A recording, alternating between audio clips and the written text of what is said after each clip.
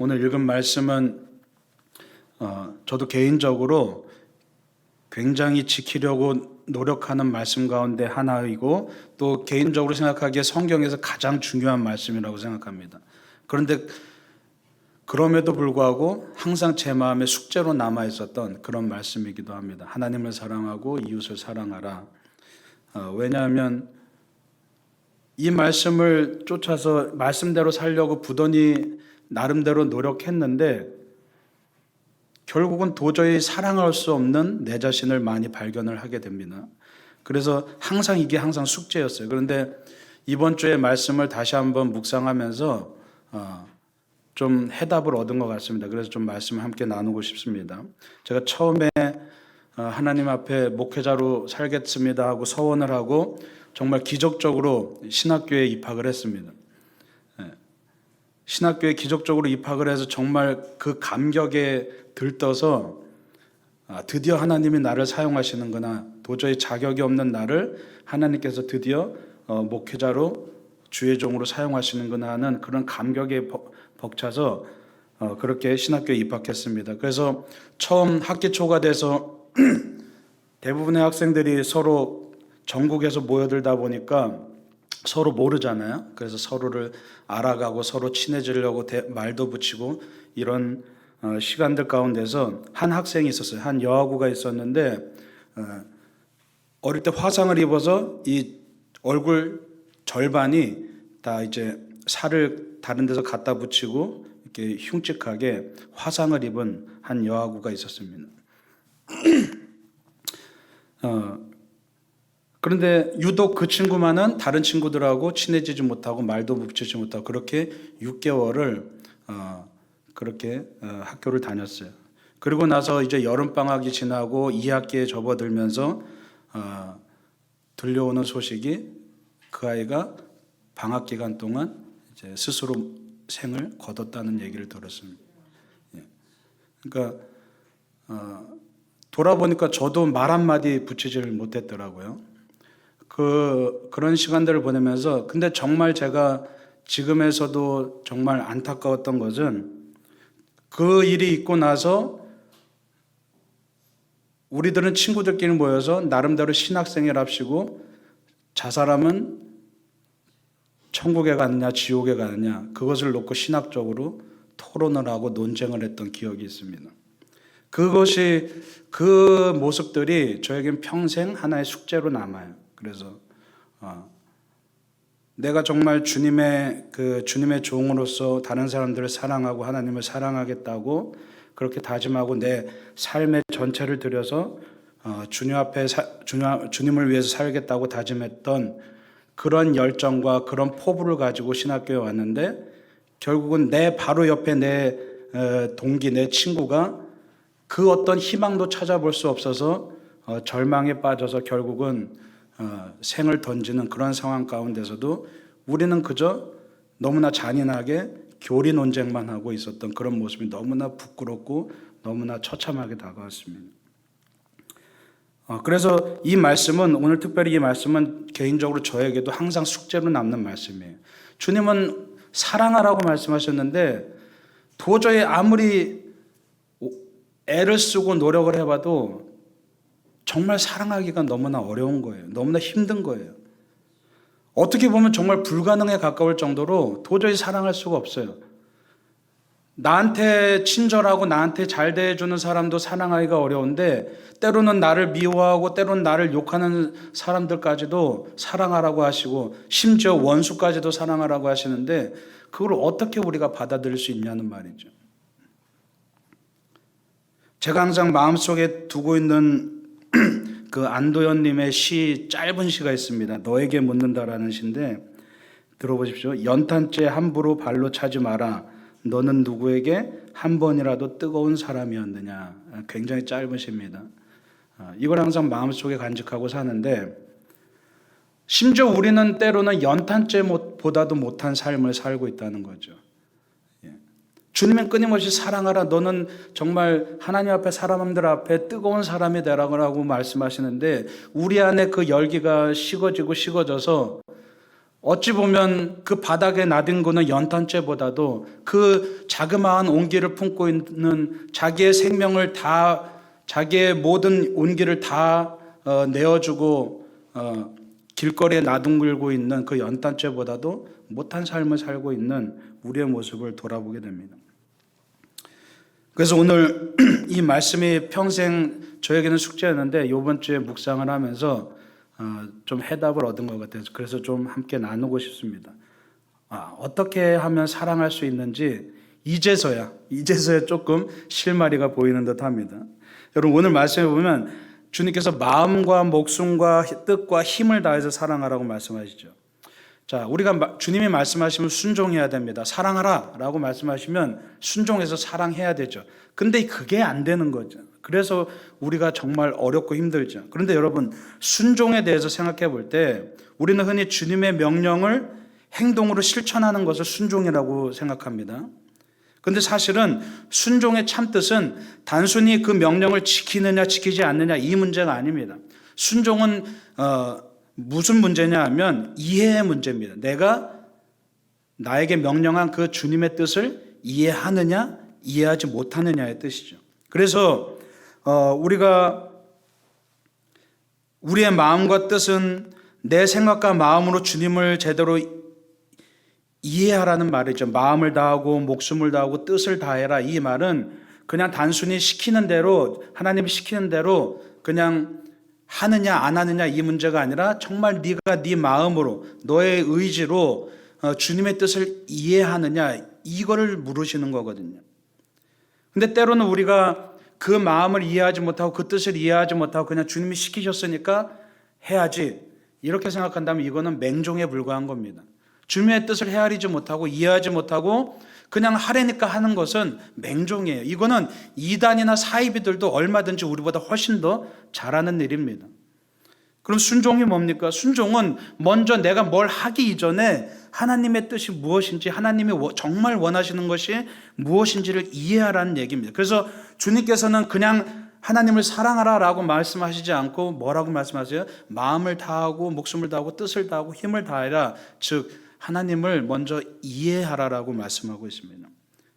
우리 한 장 넘겨주시죠. 이 PPT. 요한복음 17장 3절에 우리 함께 읽어볼까요? 시작. 영생은 곧 유일하신 참 하나님과 그가 보내신 자 예수 그리스도를 아는 것이니이다. 아멘. 뭐라고 하세요? 우리가 구원받고 영생에 이르는데 그 영생이란 게 뭐냐 하면 그냥 나중에 죽어서 천국 가서 황금길을 걷고 그게 아니라 뭐라고 말씀하세요? 하나님 주님을 아는 것이라고 말씀하세요. 다시 말해서 이게 무슨 얘기냐 하면 구원을 얻는 것은 하나님을 아는 것에서 시작된다는 얘기입니다. 예. 구원받는 것이 그냥 나중에 죽어서 천국 가는 이런 문제가 아니라 이런 유치한 것이 아니라 구원받고 내가 영원한 생명을 얻는다는 것은 하나님을 알고 하나님을 이해하는 것이라고 그렇게 말씀하고 있어요. 다시 말해서 지금 내가 이 자리에서 하나님을 이해하고 있다면 나는 영생을 살고 있는 겁니다. 이미. 이제 중요한 것은 그러면 어떻게 하나님을 이해해야 되는지에 대한 문제에 봉착하죠. 누가복음 7장 47절 함께 읽습니다. 시작.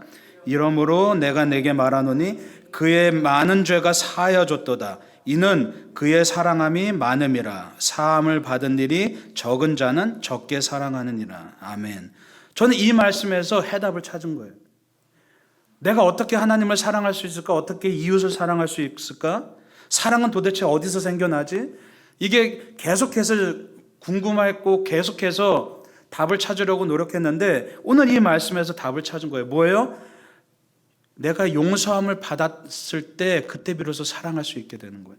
다시 말해서 내가 주님으로부터 내 죄를 용서함을 많이 받으면 받을수록 내 안에 사랑이 많아진다는 얘기죠. 그런데 내가 주님 앞에 용서함을 받은 것이 적으면 다시 말해서 내가 의인됐다고 생각하면 내가 사랑할 수가 없는 거예요. 내 안에 사랑이 적기 때문에. 무슨 얘기입니까? 여러분 제가 그동안 거의 2달 넘게 회개에 대해서 강조했죠. 왜 그렇습니까? 자꾸 여러분에게 죄인임을 깨달으라고 말씀드리는 것이 여러분을 다그치는 의미가 아닙니다. 여러분 마음이 불편하라고 말씀드리는 것이 아닙니다. 참으로 신앙의 감격을 되찾으시라는 얘기입니다. 오늘 이 말씀도 마찬가지입니다. 내가 주님 앞에 내 죄를 내려놓을 때, 내가 주님으로부터 용서의 감격을 깨달을 때, 그때 비로소 우리는 사랑할 수 있게 된다는 얘기입니다. 다시 말해서 회개를 통해서 믿음에 이르고, 그 증거가 뭘로 드러나는 겁니까? 사랑으로 드러나는 겁니다. 내가 사랑해야지 하고 마음 먹어서 사랑할 수 있는 게 아니라, 내가 저 사람을 사랑해야지, 내가 의지적으로 사랑할 수 있는 게 아니라, 내가 먼저 나같이 비참한 이 죄인이, 나같이 주님 앞에 원수됐던 이 더러운 죄인이 주님 앞에서 용서를 받은 그 회개에 대한, 그 용서에 대한 감격이 내 안에 차오르고, 그 구원에 대한 감격이 내게 있을 때 비로소 내가 사랑할 수 있게 된다는 얘기입니다. 우리 의지로 되는 거 아닙니다. 나는 도저히 사랑할 수가 없습니다. 제가 여러분을 어떻게 사랑합니까? 죄송하지만 저 목회자지만 여러분 사랑할 수 없습니다. 제가 제 의지로 도저히 여러분 사랑할 수 없습니다. 솔직하게 고백하는 겁니다. 그런데 제가 왜 여러분을 사랑하는 겁니까? 주님이 나를 용서해 주신 그 은혜가 너무나 고맙고 너무나 감사해서, 주님이 나 같은 죄인을 용서해 주신 그 은혜가 너무나 귀해서 제가 그 은혜에 감격해서 여러분을 사랑하는 거죠. 다른 게 아닙니다. 오늘 말씀에 서기관이 뭐라고 묻냐 하면, 첫 번째 계명이 뭡니까?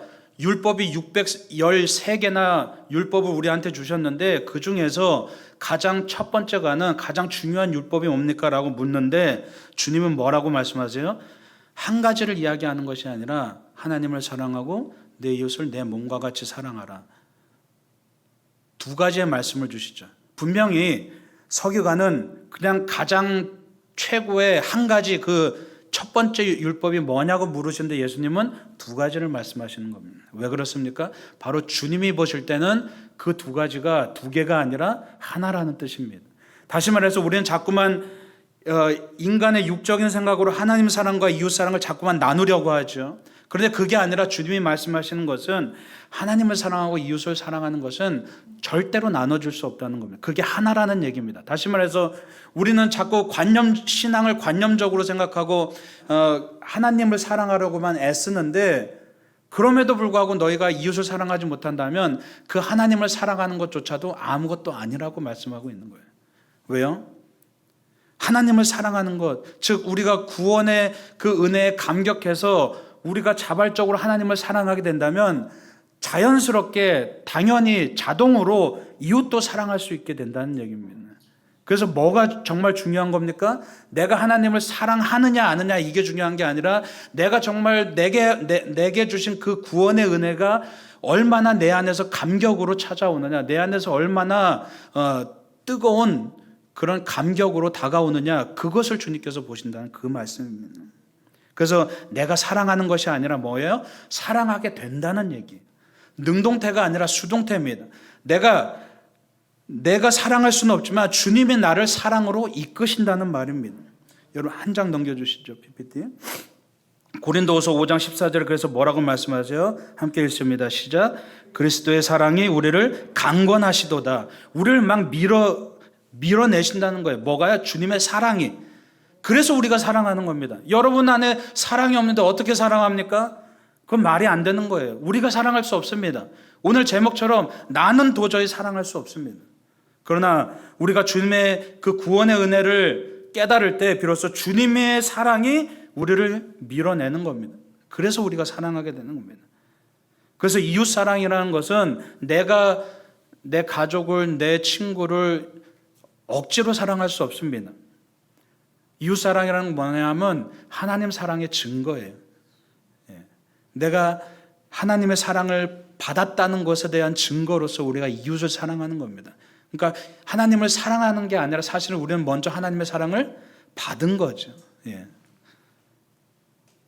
그 다음 말씀 요한복음 13장 34절 함께 읽습니다. 새 계명을 너희에게 주노니 서로 사랑하라. 내가 너희를 사랑한 것 같이 너희도 서로 사랑하라. 아멘.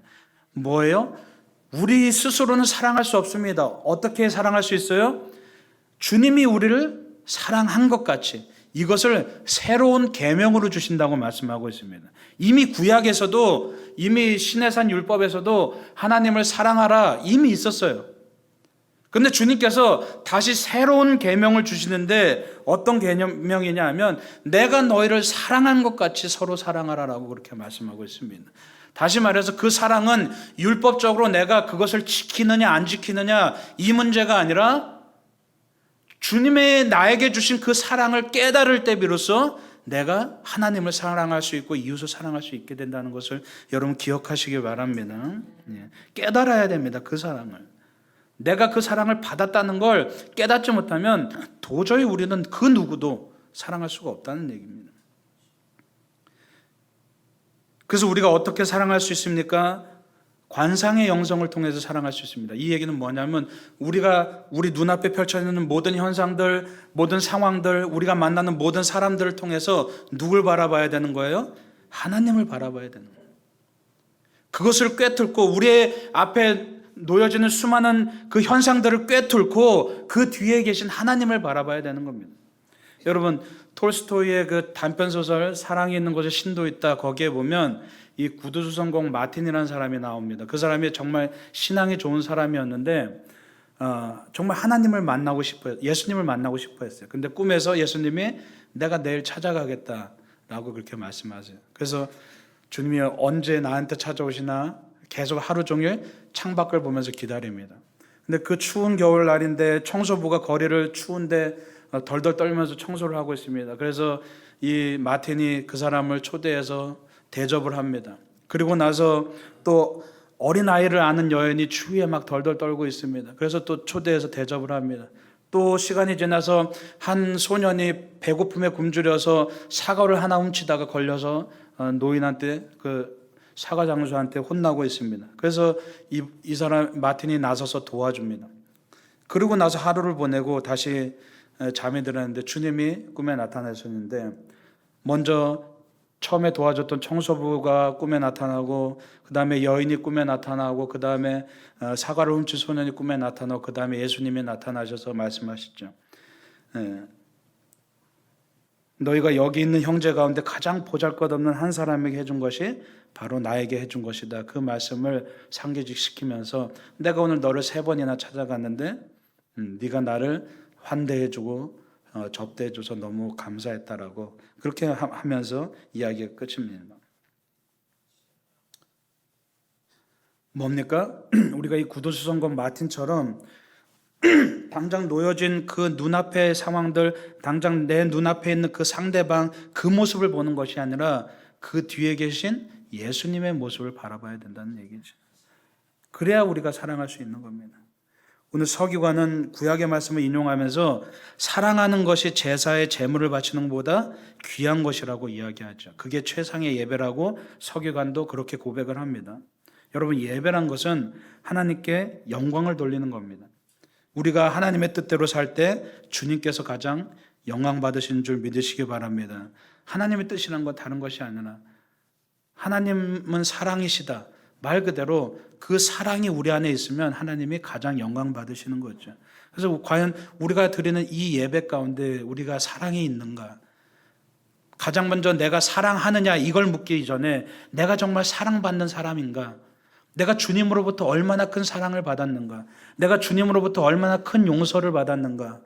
나 같은 정말 이 죄인이, 나 같은 정말 절망뿐인 이 죄인이 주님으로부터 얼마나 큰 은혜를 받았는가를 오늘 예배를 통해서 여러분 깨달으시는 그런 시간 되실 간절히 축원합니다.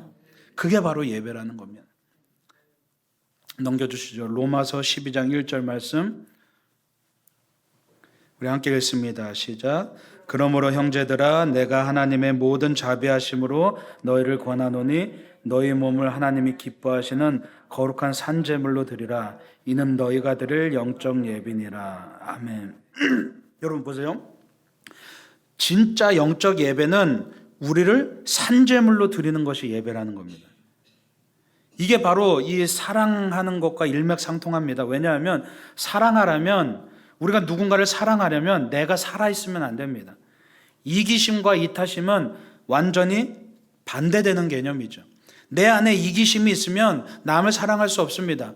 내 안에 이타심으로 가득할 때 내가 사랑할 수가 있습니다. 양립할 수가 없습니다. 다시 말해서 내 자아가 살아있고 내 자존심이 살아있다면 우리는 그 누구도 사랑할 수 없습니다.